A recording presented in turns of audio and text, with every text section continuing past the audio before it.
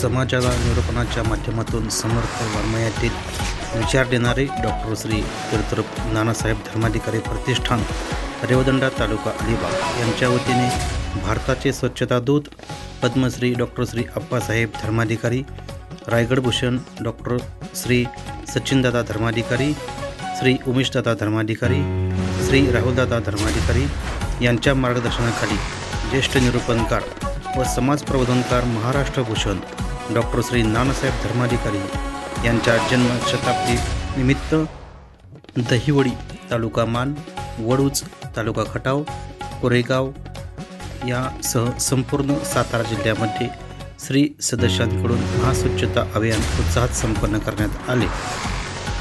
दहिवडी येथे स्वच्छता अभियानामध्ये एकूण श्री सदस्य 260 सहभागी झाले होते। या सर्व सदस्यांनी प्रामाणिकपणाने काम करून सदर कचरा हा 10 टन एवढा कचरा एकत्र जमा करण्यात आला व कोरेगाव येथील श्री बैठकीतील श्री सदस्यांनी एकूण 399 स्त्री सदस्य उपस्थित राहून यांच्या माध्यमातून सुमारे 10 टन कचरा एकत्रित जमा करण्यात आला। 16 शासकीय कार्यालये व दुथरपी रस्ता असा एकूण 11 किलोमीटरचा अंतर सर्व स्त्री सदस्यांनी स्वच्छता केले। तसेच वडूज तालुका खटाव येथील बैठकीतील स्त्री सदस्य संख्या 270 एवढी उपस्थिती दाखवून साधारण 9.5 टन कचरा एकत्रित जमा करण्यात आला। यावेळी 12 शासकीय कार्यालये व रस्ता दुथरपी असे 4 किलोमीटर परिसर सर्व सदस्यांनी एकत्रित स्वच्छ करण्यात आला। या भव्यदिव्य स्वच्छता मोहिमेमध्ये दहिवडी येथे श्री अक्षय सोनवणे पोलीस निरीक्षक दहिवडी, तसेच धनाजीराव खाडे दुय्यम निबंधक दहिवडी व सागर पो नगराध्यक्ष दहिवडी आदी प्रमुख मान्यवर उपस्थित होते व वडूज तालुका खटाव येथे सन्माननीय राजेंद्र हुद्दार साहेब जिल्हा न्यायाधीश व अतिरिक्त सत्र न्यायाधीश, तसेच शिवाजी गुळवे साहेब प्रथम वर्ग न्यायदंडाधिकारी साहेब, तसेच मनोज नेपते दिवाणी न्यायाधीश वरिष्ठ स्तर आणि किरण जमदाडी मान्य तहसीलदार खटाव आदी प्रमुख मान्यवर उपस्थित होते।